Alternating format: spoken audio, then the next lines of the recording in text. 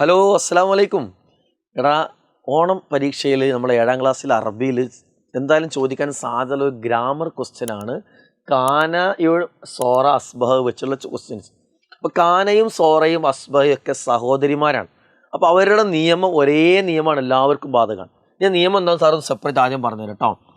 കാന കാന എന്നുള്ള വാക്ക് ഒരു സെൻറ്റൻസിൻ്റെ തുടക്കത്തിൽ വന്നു. ഉദാഹരണത്തിന് അപ്പോൾ സെൻറ്റൻസ് ഇതാണ്: അൽ വലതു കുട്ടി,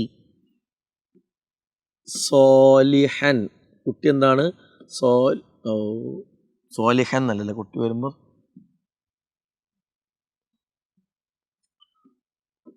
വലത് കുട്ടി സോലിഹുൻ നല്ലവനാണ്.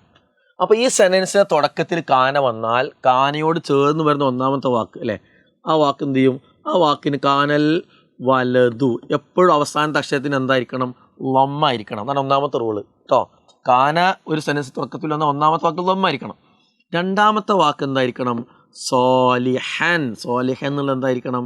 അതിന് ഫതഹ ആയിരിക്കണം. എന്ന് വെച്ചാൽ കാനയോട് ചേർന്ന് വരുന്ന ഒന്നാമത്തെ വാക്കിന് അതിൻ്റെ എന്ത് ചെയ്യണം? അതിനെ നമ്മൾ റഫ് ചെയ്യണമെന്നും രണ്ടാമത്തിന് നെസ്ബ് ചെയ്യണമെന്ന് ഗ്രാമറിൽ പറയാം. നിങ്ങൾ അങ്ങനെ പഠിച്ച് കൺഫ്യൂഷൻ ആവണ്ട. ഒന്നാമത്തിന് എന്ത് ചെയ്യാം? നിങ്ങൾ ലൊമ്മ് കൊടുക്കണം. രണ്ടാമത്തേന് എപ്പോഴും എന്തായിരിക്കണം? ഫതഹ ആവണം അല്ലേ. ഇങ്ങനെ സോലിഹൻ എന്ന രൂപത്തിലാവണം. ഓക്കെ, ക്ലിയർ ആയല്ലോ. അപ്പോൾ ഈ എക്സാമ്പിളാണ് പഠിച്ചത്. കാനൽ വലത് സോലിഹൻ എന്ന് പഠിച്ചു വെച്ചാൽ മതി. അപ്പോൾ കാനക്കും സോറക്കും അസ്ബക്കും സെയിം നിയമമാണ്. കാനൽ വലതു എന്നല്ലേ, അപ്പോൾ വലതു ഒന്നാമത്തെ വാക്കിൽ ലൊമ്മായിരിക്കണം. കാനൽ വലത് സോലിഹൻ എന്നല്ലേ, അപ്പോൾ രണ്ടാമത്തെ വാക്കിൽ സോലിഹൻ രൂപത്തിൽ എന്ത് ചെയ്യണം? രണ്ട് ഫതഹും അലിഫും വരണം എന്ന് മനസ്സിലാക്കാം. ഓക്കെ, ക്ലിയർ ആയല്ലോ. ഇനി ഇവിടെ എന്താ പറഞ്ഞിട്ടുള്ളത്? മിസാൽ എക്സാമ്പിളിൽ എന്ത് ചെയ്തു? കാനൽ വലത് സോലിഹൻ എന്ന് കൊടുത്തിട്ടുണ്ട്. ഇനി രണ്ടാമത് കാന വെച്ചിട്ട് നമ്മൾ ഇതിന് വാക്ക് എടുക്കണം. അപ്പോൾ ഇതിന് നമുക്ക് എന്ത് ചെയ്യാം? കാന വന്ന ഒന്നാമത്തെ വാക്ക് എന്താ വരിക? ഒന്നാമത്തെ വാക്കിന് ലൊമ്മല്ല വരിക. അപ്പോൾ ലൊമ്മ വരുന്ന വാക്ക് വേണം. ബൈത്ത് എടുക്കാം നമുക്ക്. ബൈത്തു അല്ലേ. ഇനി ബൈത്തിന് ബുസ്താന് പറ്റുമല്ല, ജദീദൻ പറ്റും അല്ലേ. ജദീദൻ എന്താ? കാനൽ ബൈത്തു ജദീദൻ. കാരണം ജദീദൻ എങ്ങനെ വരുന്നത്? ഒന്നാമത്തേന് ലൊമ്മാണ്, രണ്ടാമത്തേന് രണ്ട് ഫതഹും അലിഫും ഉണ്ട്. ജദീദൻ എന്നുള്ള മോഡലാണ് വരുന്നത്. ഓക്കെ, ഇനി സോറക്കും അതേ നിയമം. വേറെ വാക്കെടുക്കുക. സോറൽ ബുസ്താനും എടുക്കാം നമുക്ക്. സോറൽ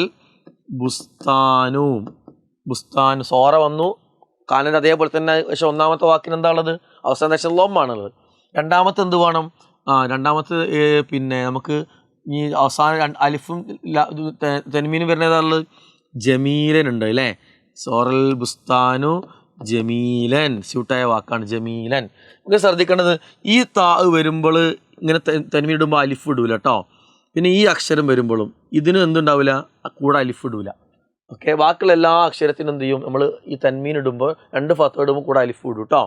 ഓക്കെ, ഇനി അസ്ബഹ മൂന്നാമത്തെ വന്ന് അൽ ഖലമു അല്ലേ.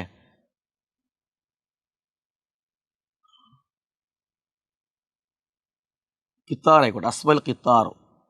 അസ്ബഹൽ ഖിത്താറു ഒന്നാമത്തിൽ ലൊമ്മാണ്. രണ്ടാമത്തിന് എന്ത് വരണം? തൊവീലൻ അല്ലേ. രണ്ടാമത്തിന് ഫതഹ വരണ്ടേ? തൊവീലൻ. ക്ലിയർ ആയല്ലോ. അപ്പോൾ കാന സോറ അസ്ബഹ സഹോദരിമാരാണ്. മൂന്നിന് ഒരേ നിയമമാണ്. നിയമം എന്താണ്? ഇത് വരുന്ന സെൻറ്റൻസിൽ അതിനോട് ചേർന്ന് വരുന്ന ഒന്നാമത്തിന് നിർബന്ധമായിട്ട് അവസാന അക്ഷരത്തിന് എന്താണ്? ലൊമ്മായിരിക്കണം. രണ്ടാമത്തെ വാക്കിന് നിർബന്ധമായിട്ട് എന്തായിരിക്കണം?